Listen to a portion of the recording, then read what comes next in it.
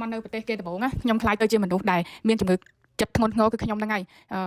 ខ្ញុំនៅស្រុកខ្មែរបងប្អូនដឹងទេខ្ញុំនៅស្រុកខ្មែរមិនមែនថាខ្ញុំជាអ្នកសំណុកនៅណាមកទេប៉ុន្តែសំខាន់គឺបើកទ្វារក្រាក់គឺខ្ញុំអ្នករស់ស៊ីគឺមានភ្ញៀវមានលុយចូលតែម្ដងដូច្នេះហើយមកដល់ស្រុកគេនេះគឺខុសរាប់ពាន់ដឺក្រេតែម្ដងគឺមកដល់គឺការជំនាន់ហ្នឹងវាពិបាកនៅក្នុងការយើងរកការងារអីវាមានអត់មាន social media online អីដែលវាទលំទលាយដូចសពថ្ងៃដូច្នេះមានការលំបាកខ្លាំងមែនតើហើយគ្រួសារគាត់ធ្វើការគឺគាត់បានប្រាក់ខែតិចទៀតអញ្ចឹងដូច្នេះហើយយើងមានការលំបាកខ្លាំងហើយបងប្អូនដឹងទេគឺគ្រួសារខ្ញុំគឺគាត់មាន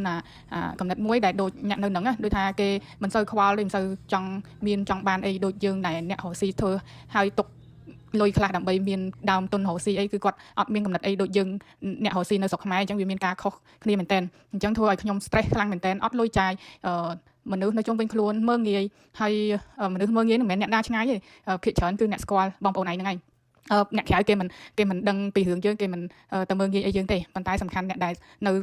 ចិត្តយើងហ្នឹងហើយនិយាយទៅវាមានការ stress ខ្លាំងហើយខ្លាចជាជំងឺផ្លូវចិត្តខ្លាំងមែនទែនហើយមិនហ៊ានប្រាប់អ្នកណាទេមិនហ៊ាននិយាយប្រាប់មនុស្សនៅជុំវិញខ្លួនមិនហ៊ានប្រាប់បងប្អូនមិនហ៊ានប្រាប់ឪពុកម្ដាយទេដោយសារយើងនៅឆ្ងាយពីឪពុកម្ដាយគឺមិនចង់ឲ្យឪពុកម្ដាយពិបាកចិត្តហើយឪពុកម្ដាយបងប្អូនយើងដឹងហើយស្មានតែយើងមកស្រុកគេគឺបានក្តីសុខហើយផុតហើយទៅស្រុកគេផុតទុកហើយមានលុយច្រើនហើយគ្រួសារយើងក៏អាយុច្រើនប្រហែលជាគេគិតយើងប៉ុន្តែវាខុសឆ្លាស់ធ្វើឲ្យយើងហ្នឹង stress ខ្លាំងមែនទែនប៉ុន្តែរហូតដល់តែខ្ញុំហ្នឹងមានកំណត់ខុសពីប្តីខ្ញុំដូច្នេះហើយខ្ញុំត្រឡប់ទៅស្រុកខ្មែរវិញរស់នៅឲ្យមកខ្ញុំមានការយល់ខាងខ្ញុំទៅត្រឡប់មកវិញដើម្បីកូនខ្ញុំព្រោះអនាគតកូនរបស់យើងដូច្នេះហើយខ្ញុំក៏ត្រឡប់មកវិញហើយត្រឡប់មកវិញខ្ញុំក៏ចាប់ផ្ដើមថាយល់ហើយខ្ញុំយល់ពីជីវិតខ្លះធ្វើឲ្យខ្ញុំនឹងអាចនិយាយថាមានកម្លាំងចិត្តឡើងវិញហើយក៏ខ្ញុំចាប់ផ្ដើមកែគ្រួសារខ្ញុំម្ដងតិចប៉ុន្តែរឿងដែលគាត់ចាយធំគាត់នៅតែចាយធំដូចអ្នកនៅស្រុកនេះអញ្ចឹងគឺគាត់អត់ចេះរីតាមទេប៉ុន្តែសំខាន់គឺគាត់ប្រឹងដែរគាត់កែច្រើនហើយគាត់ប្រឹងមកដល់សប្តាហ៍ថ្ងៃនេះគាត់ប្រឹងហើយប្រឹងទាំងប្តីទាំងប្រពន្ធ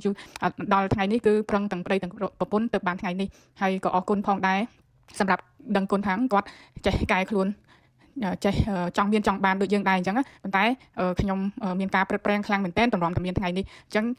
ខ្ញុំចង់ប្រាប់ថាវីដេអូនេះខ្ញុំចង់ប្រាប់ថាពេលដែលខ្ញុំមកដំបូងខ្ញុំក៏ពិបាកដូចបងប្អូនដែរតែសំខាន់គឺយើងតស៊ូយើងខំប្រឹងហើយយើងចេះទុកចេះដាក់ហើយយើងរៀនសូត្របន្ថែមអ្វីដែលខ្ញុំបានរីកចម្រើនព្រោះតែការរៀនសូត្រហើយនឹង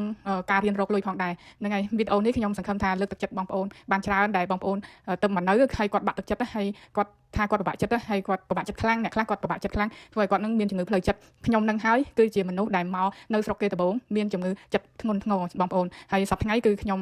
ដឹងគុណខ្លាំងមែនទែនចំពោះការតស៊ូហើយខ្ញុំក៏មិនដឹងថាខ្លួនឯងនឹងវាអស់ចាដល់កម្រិតនឹងដល់ថ្ងៃនឹងដែរពីព្រោះខ្ញុំអត់នឹកស្មានខ្លួនឯងមកដល់ថ្ងៃនេះខ្ញុំអាចរស់បានដោយស្រួល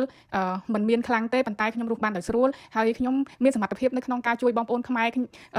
បានការងារធ្វើច្រើនមែនទែនដូច្នេះហើយខ្ញុំនិយាយថាខ្ញុំមានមោទនភាពចំពោះខ្លួនឯងដែរនិយាយទៅបងប្អូនអរគុណសម្រាប់ការស្ដាប់